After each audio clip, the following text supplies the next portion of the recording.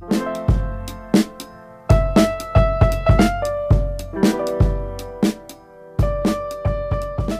something really scary is going on at the moment. And I think people like myself, who have always been fairly progressive and kind of on the centre left and left of politics, have always kind of had this very simple view that things will keep getting better, that people will become more tolerant, people will become more understanding, that, you know, that kind of what Obama used to call, you know, the long arc of history. I think he used to quote Martin Luther King, the long arc of history, you know, bends towards freedom. And I think there was this mistake we made that always kind of said that it's going to get better. And there's no guarantees of that. What we're seeing now, and this is what's so scary, is that it's actually getting worse. And there's no reason why, as a country, we're not going to regress and go backwards. What's happening with Hansenism, what's happening with, you know, the right in European places like, you know, Le Pen and Farage and Trump is actually very, very scary, because it's a complete rejection of multiculturalism. It's a complete rejection of the kind of social project as it's existed in Australia.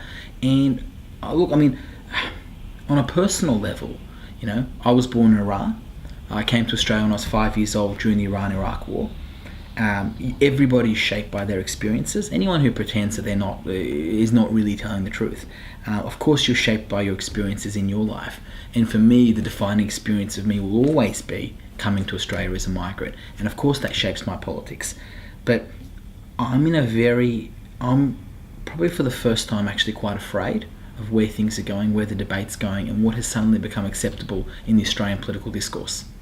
Okay, so you mentioned the arc of freedom, as well as political discourse taking a turn. It's getting horrible. Right. Yeah, it's getting horrible. I mean, the right, the fringe right, the tinfoil hat brigade, the nutters, the extreme right is mobilised in a way that has certainly not been during my lifetime, and it's suddenly become acceptable and the political norm to be racist, homophobic, Islamophobic. You know, I mean, we have this entire debate as a country at the moment about the Racial Discrimination Act, which really can be summed down to a debate about, you know, what, you know, how much more racist, homophobic, and Islamophobic should we allow people to be. I mean, that's where the debate is now going, and I think it's going to a really, really frightful place. And again, you know, I'm a, you know, Australian politician, right? I'm not worried about me, right? You know, I'm lucky, I'm, you know, educated, I've got a great job. You know, I'm not the kind of person who's going to get picked on in the playground, but it's the 8-10-year-old kid in the playground when we start saying things like it's okay to be a bigot, you know, at a kind of macro level, at a government level. What that stems down to is kids being picked on the playground for looking different. That is the natural consequence of where these things go. And at this point in time, those kids don't go to the, you know, court or the Racial Discrimination Act, this and that. But it's about what we say as a society is or isn't acceptable. And what we're doing is we're allowing, you know, racism, Islamophobia.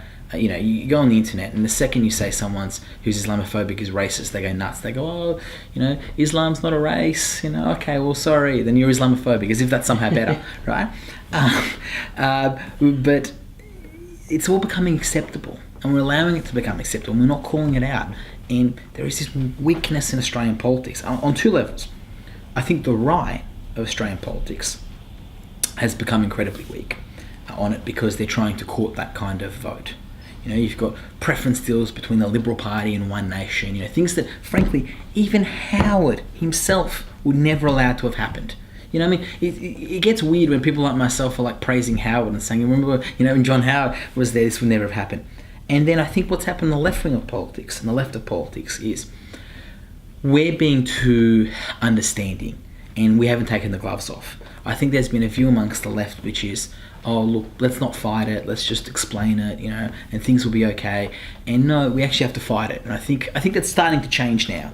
I think the initial reaction from the left of politics was, you know, we can all come together around a kind of tree and hold hands and it's all going to be okay. When no, we actually have to organise and fight these things. So what does taking the gloves off look like? I think it's calling it out. I think it's preparing to, I mean, okay, you know, racism is racism. Let's just call out racism. Homophobia is homophobia. Right? Let's call it out for what it is. And I think there's been this kind of tendency in the left to go, oh, look, you know, if we only just kind of if we only just reach out to people and explain things, this and that. No. We have to be prepared to fight Hansonism.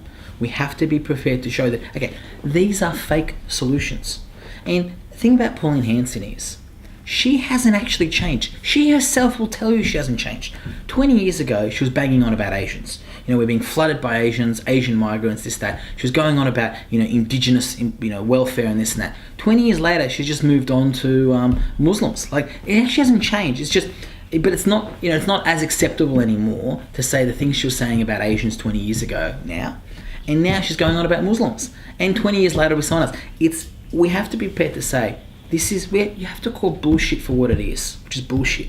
And it's about finding one group of people who you're going to go out and blame for all the kind of ills and problems in society and provide a very simplistic answer. In Europe, you've seen that happening where they've just kind of blanketly said, it's the migrants. And, I think in the British example, I think they refer to Polish migrants and that, here it's obviously been those kind of from the Middle East. And again, 20 years ago, they were going on about kind of Asians. 30 years ago, about Vietnamese.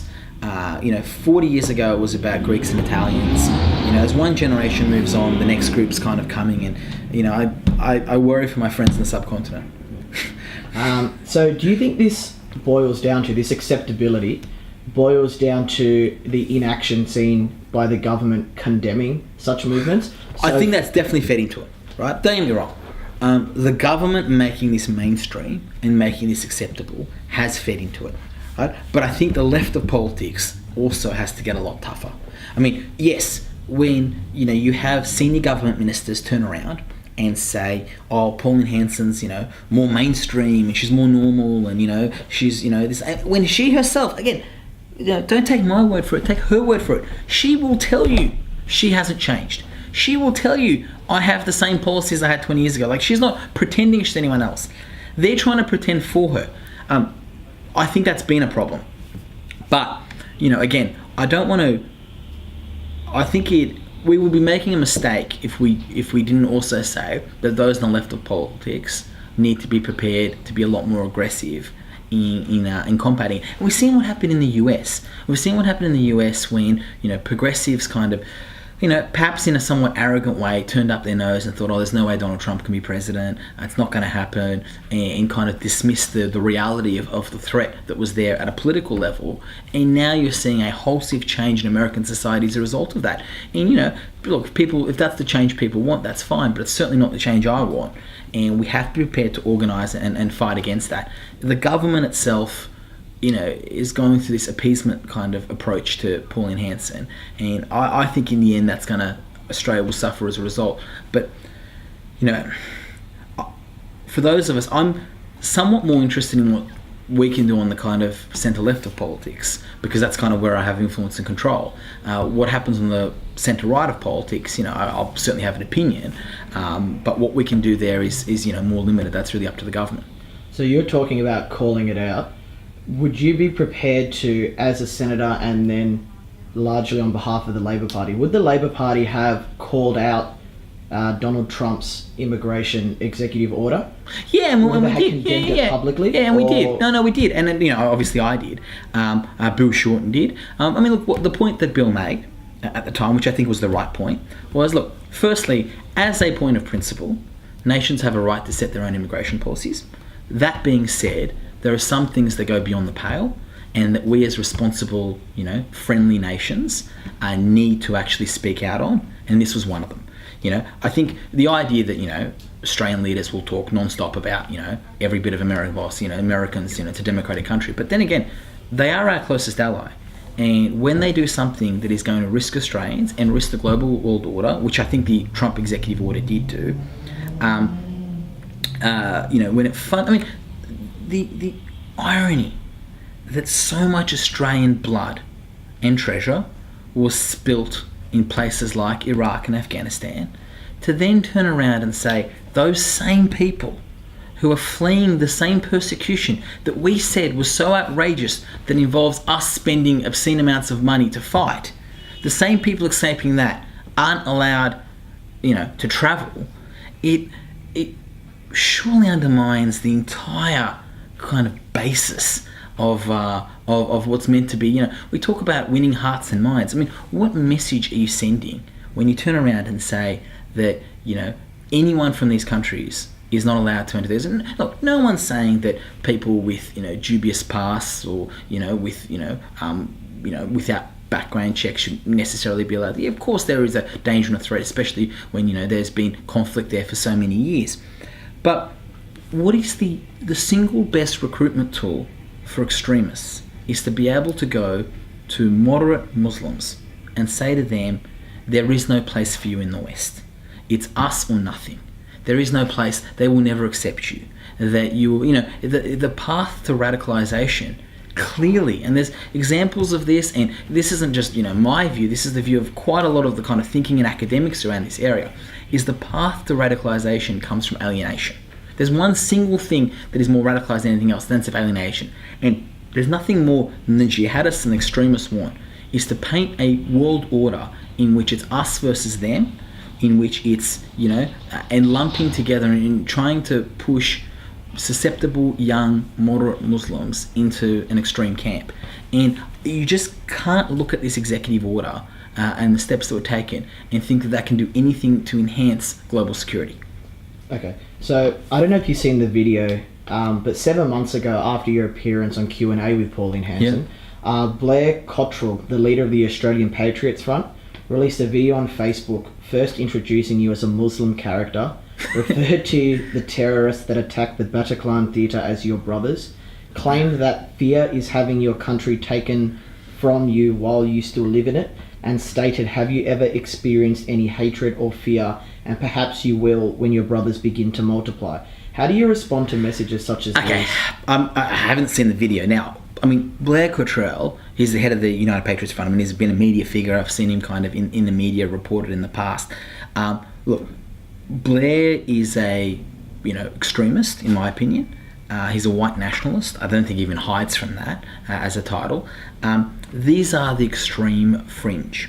And what worries me is that comments like this from kind of Blair Cottrell start becoming normalised when the political discourse, when you have a debate in the Australian Parliament about something as ridiculously kind of tangent as Sharia law in Australia, which nobody's proposing, is not even a realistic prospect.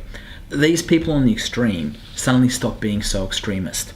Suddenly their language starts being normalised. Look, Blair's a sensational white nationalist who's obviously out to get a kind of media bite here and there. What worries me is that the debate is shifting, however, in a way where people like him, we don't talk about kind of white nationalism and the dangers posed by extremist white nationalists. But people like Blair, I think, are very, very frightening characters. And what they propose, there's a sadness to people that have that much hate at their heart. But I really worry when we start allowing this kind of talk to be normal. Look, on a personal level, I could care less, say what you want, for those who know me know I'm a non-practicing Muslim. I was born in Iran. Where I was born, my community, where I'm from, you're born Muslim. And I'm a non-practicing Muslim the same way most of my friends are non-practicing Catholics or non-practicing Christians. But I, culturally have always identified with my Iranian heritage, and I've never kind of hidden away from that. In fact, I'm quite proud of it.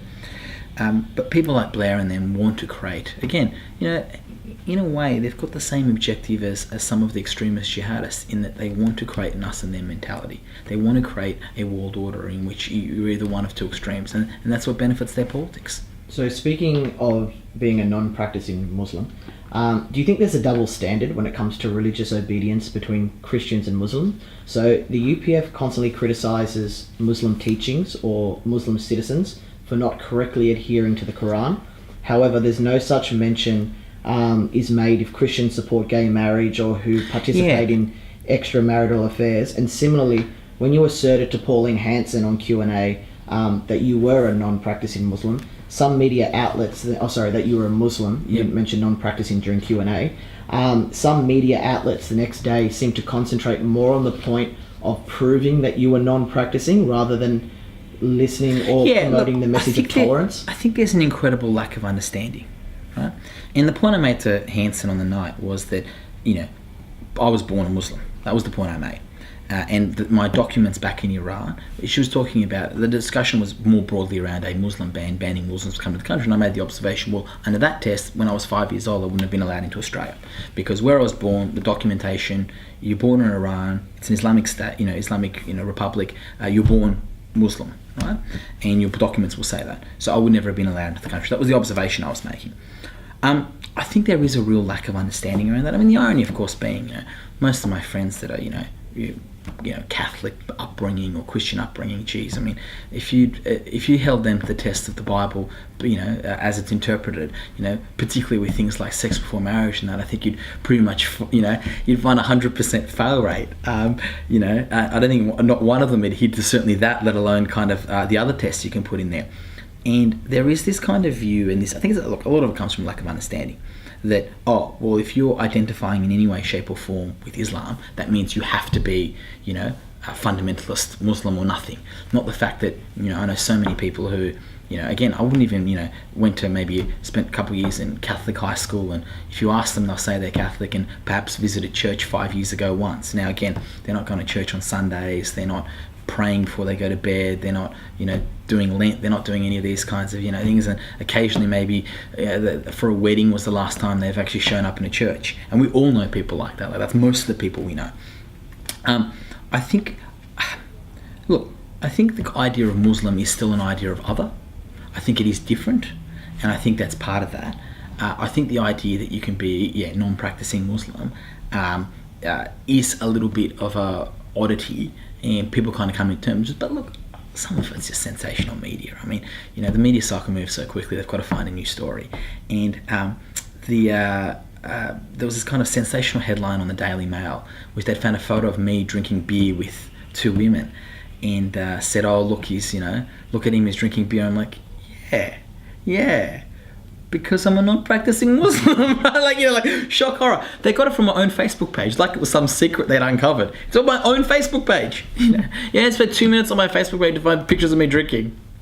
Okay, so just on the double standard, why do you think, obviously you religious scholar or religious theorist, but why do you think Islam is referred to as a violent political ideology, especially by the far right, whilst other Abrahamic religions such as Christianity and Judaism escape such branding? Yeah, look, I think it's because I think two reasons. Firstly, it's new. I mean, the religion's not new, but the intersection between kind of East and West is a fairly kind of newer phenomenon. But again, I place it through Australian history and the spectrum of Australian history. Right? Take the Australian Labor Party. Right? I love the Labor Party. We're now the most, we're a multicultural party. We're a party of multiculturalism. Look, I believe that. I believe in the multicultural project. But the Labor Party was founded on the principle of white Australia. The trade union movement that has done so much good spent its first 70, 80 years since Federation opposing any type of migration. White Australia was the norm in this country around 1970. So I kind of view where things are at with Muslims the same way things were at with Greeks and Italians, same thing things are at with Vietnamese, then kind of with the Chinese, Hong Kong kind of migration of the 90s, and now obviously the same thing kind of being suffered by the Middle East. When we've had global conflict for the past 15 years, that obviously feeds into that sense of other, that sense of fear. I think there is a lack of understanding, but I think some of it is also a product of time.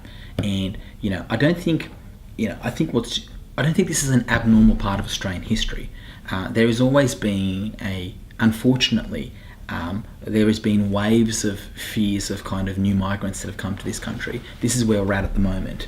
I hope we learn from it.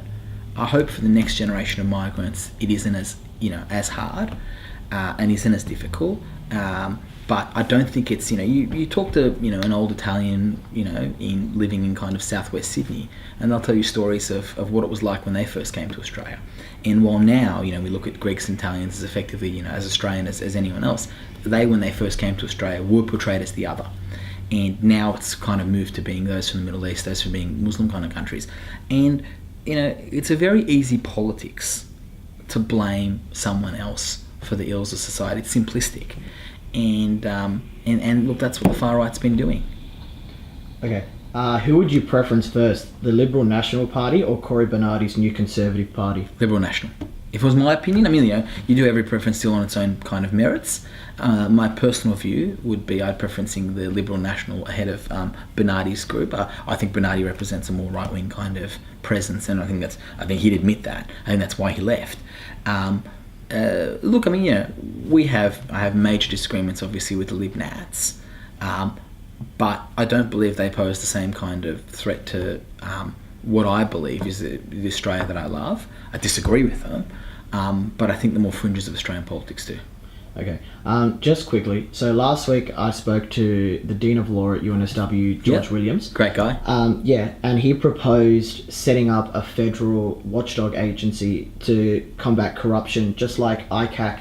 Yeah, we're doing that. I mean, the Labor Party position on that is we're going to be setting up I think we're going through kind of a review thing process. So the balance you've got to get right is how do you have a federal ICAC that allows you to, actually combat corruption without some of the more sensational elements of things in New South Wales and that, where, there is always a concern that people's reputations get destroyed by the media process before there's actually any fighting. It's about kind of getting that balance right.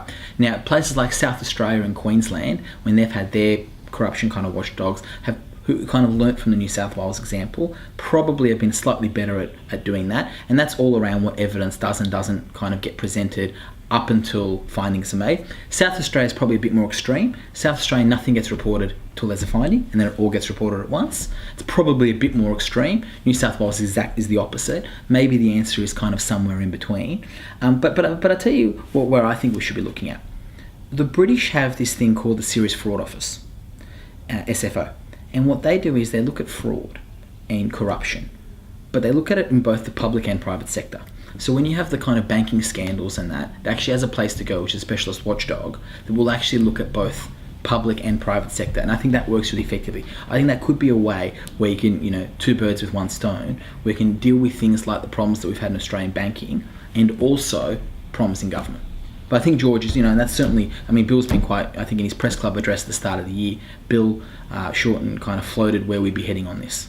So do you think we can see bipartisan support to bring this in, to bring this into a reality? I don't know the answer to that because I can't really speak for the Conservatives. I can see where the Labor Party is heading, and that's certainly in that direction. To be bipartisan, I just can't speak for where the Conservatives are going to land on this. But will Labor propose like a more concrete? Yeah, I think that's where we're heading towards. Yeah, and I think the question now is really around models. And again, Bill spoke about this pretty clearly at the start of the year. But I think we're going to, insofar as it being bipartisan, that involves people that obviously I don't have a say over. But insofar as whether there can be a model that works, I think there are examples around different states that do work quite well. Okay, and just lastly, is your offer for a halal snack pack still open? Still opening. And does it encompass university students? Yeah, well, mind you, I randomly have had quite a few snack packs. It's actually starting to show.